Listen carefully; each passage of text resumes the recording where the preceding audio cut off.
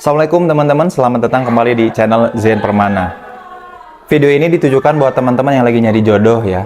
Sering banget aku sharing dan bilang di berbagai kajian-kajian, pertemuan-pertemuan, atau seminar-seminar soal pranikah atau pernikahan, aku sering banget bilang kayak gini, bahwa ketemu jodoh itu idealnya di jalur pertumbuhan, bukan di jalur pencarian.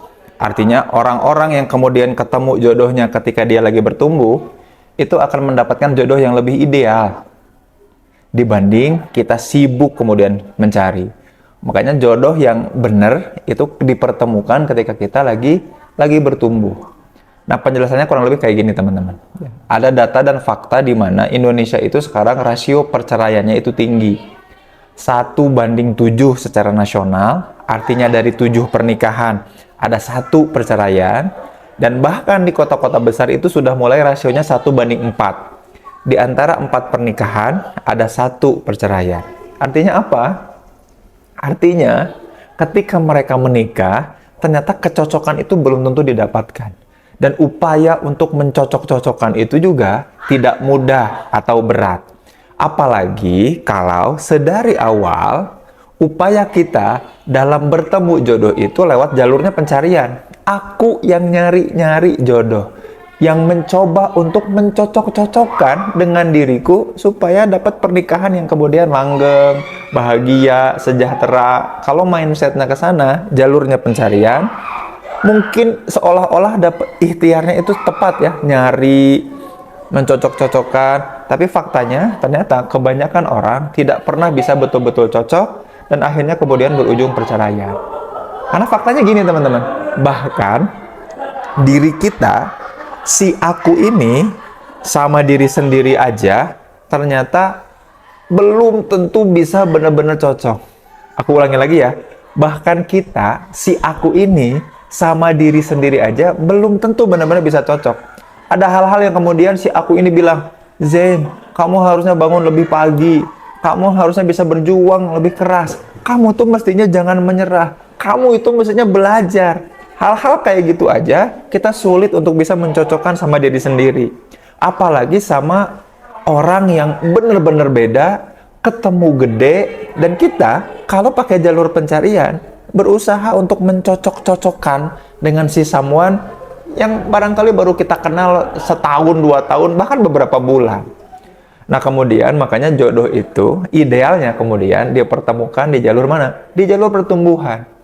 Ketika kita fokus untuk membangun sesuatu, fokus mengerjakan sesuatu, terutama ketika kita lagi fokus untuk bertumbuh dan menjadi solusi atas permasalahan bangsa. Jadi aku pengen banget ngajak teman-teman ketika ikhtiar dalam rangka upaya untuk mencari jodoh, maka bukan mencari si orangnya, tapi sibuk menjadi diri yang jadi solusi atas permasalahan bangsa. Contoh, teman-teman yang sekarang lagi concern di bidang pendidikan, maka kemudian tugas teman-teman adalah, apa sih yang membuat aku secara pribadi, lewat karya dan prestasi, itu bisa jadi solusi atas permasalahan pendidikan bangsa ini. Lalu concern aja di situ, sibuk di situ, nanti jodoh, orang-orang yang kemudian satu vibrasi, satu frekuensi akan dipertemukan sama kita. Teman-teman yang kemudian concern di bidang kesehatan, aku pengen banget bikin bangsa ini, manusia-manusia yang tinggal di Indonesia ini sehat fisiknya, sehat mentalnya, kalaupun punya penyakit segera sembuh dan dapat layanan terbaik. Concern di bidang itu, maka orang-orang yang satu vibrasi dan satu frekuensi akan dipertemukan di jalur pertumbuhan itu. Kita nggak sibuk nyari-nyari orang, ngubek-ngubek orang dengan kriteria yang kita punya, bukan. Tapi akan dipertemukan di jalur pertumbuhan. Pun juga nanti ketika menikah, ketika ada konflik, perbedaan pendapat, perbedaan pikiran, perbedaan perasaan, opini, perilaku, perbuatan, kebiasaan, mudah untuk mencocokkannya. Kenapa? Karena ada goals yang lebih besar daripada subjektivitas kepengen individu. Karena banyak orang yang kemudian tadi menemukan jodohnya lewat jalur pencarian, mengkriteria-kriteria, lalu kemudian di tengah jalan ternyata baru sadar atau tersadarkan, atau kehilangan kesabaran, sehingga dia bilang kayak gini, kayaknya kita nggak cocok. Yuk ah, udahan, yuk ah, bercerai. Dan itulah yang membuat rasio perceraian di Indonesia itu makin lama makin tinggi, dan minat untuk menikah jadi rendah. Anak-anak muda kita kan jadi enggan untuk menikah, sampai di titik dimana ada kalimat yang viral, marriage is scary, teman-teman. Maka yuk fokus di jalur pertumbuhan. Teman-teman lagi concern apa, lagi dalam bidang apa, lagi minat melakukan apa. Tapi buat teman-teman yang kalau aku udah terlanjur menikah kayak gimana? Kalau aku terlanjur nikah gimana? Dan nikahnya itu di jalur pencarian lagi, gara-gara aku nyari-nyari, tuker-tukeran CV, aku seleksi-seleksi, mirip kayak rekrutmen atau open rekrutmen pegawai gitu ya, calon employee.